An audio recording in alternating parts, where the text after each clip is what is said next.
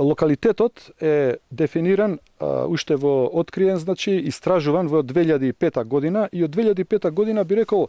така повремено ние го нарекуваме тоа систематско истражување со помал број денови, ама меѓутоа константно до ден денеска, нели тука сме присутни како археолози, значи. Воглавно работеше филозофскиот факултет од Скопје, а сега се приклучи, односно го презема проектот Институтот за старословенска култура од Прилеп, значи одделот за антички истражувања. Сега вака, во рамките на нашите, да речам, теренски истражувања, откривме дека се работи за археолошки комплекс од повеќе локалитети, со тоа што овој град што се наоѓа на врвот Висока би бил акрополниот дел од еден поголем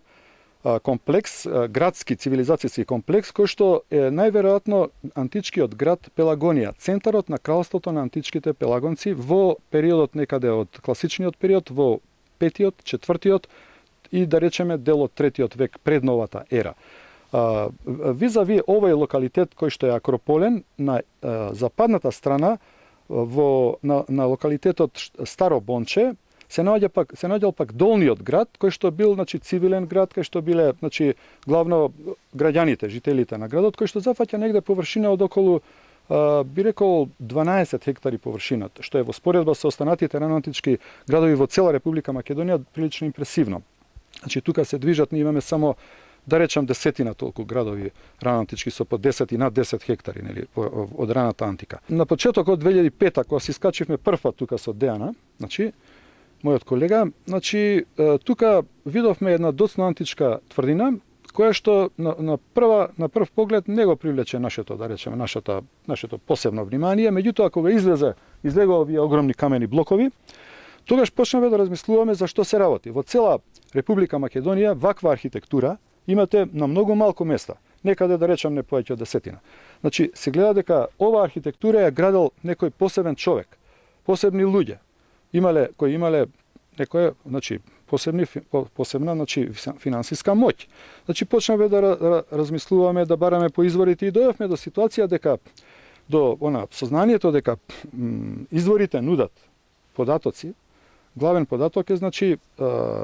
појавата во еден епиграфски споменик на името на пелагонскиот крал, кралот на пелагонците, кој што единствен би можел тоа да го оформи, да го подигне, значи, и најверојатно неговата гробница на Павла Чука во долниот град и градот долу и овој горниот град најверојатно бил тој. Монументалноста на градбата од 4 век на Акрополата укажува на некој моќник кој што може да си дозволи да направи вакво здание. И начинот на градба кој соодветствува со начинот на градба на самата гробница која што се наоѓа во атарот на село Бонче во падината на врвот на Висока,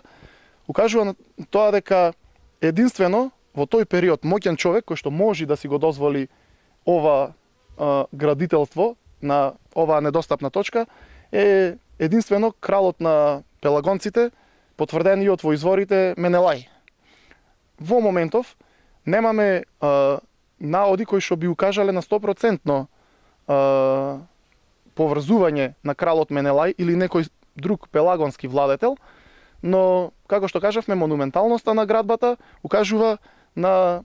владетелот кој што во тој период екзистира на овие простори и владее со населението пелагонско. Се надеваме дека во наредните кампањи, кои што во иднина ќе ги изведуваме на овој локалитет, дека ќе го откриеме и крунскиот доказ, кој што неминовно би потврдил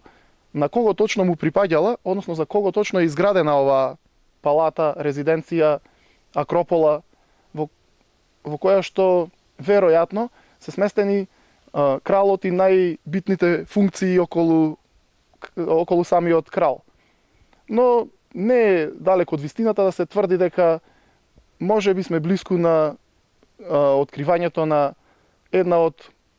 точките на антиката кој што